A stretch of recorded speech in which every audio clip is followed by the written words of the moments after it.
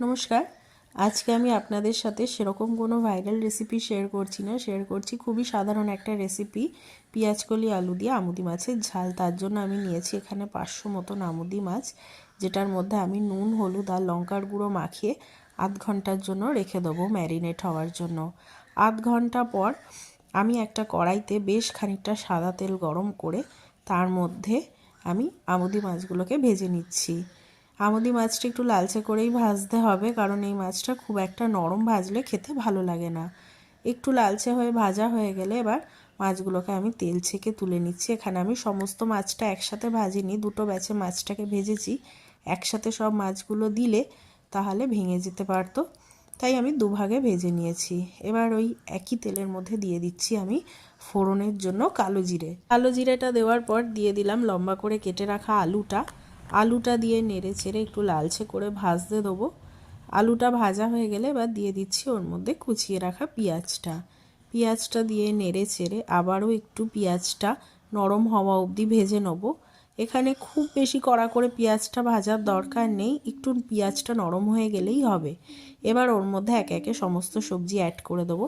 প্রথমেই আমি দিয়ে দিলাম পেঁয়াজকলিটা দেওয়ার পর দিয়ে দিচ্ছি টমেটো, আর 4-5টা যে কাঁচা লঙ্কা নিয়েছিলাম সেটা আমি গ্রেটারে গ্রেট করে নিয়েছি, সেই কাঁচা লঙ্কাটাও দিয়ে দিলাম।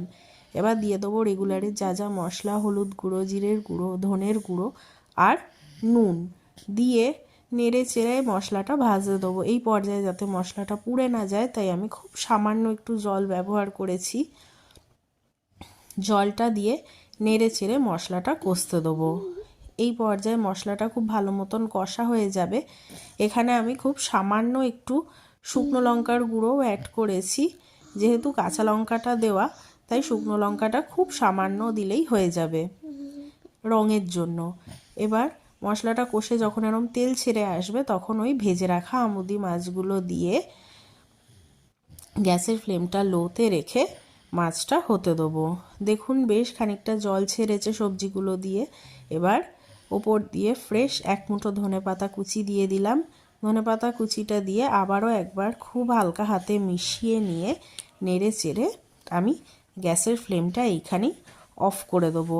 অফ করে দিয়ে ব্যাস এবার নামিয়ে গরম ভাতের সাথে এরকম আমুদি মাছের ঝাল সার্ভ করব। জাস্ট অসাধারণ লেগেছিল। আপনারাও একবার বানিয়ে দেখুন, ভীষণ টেস্টি হয়।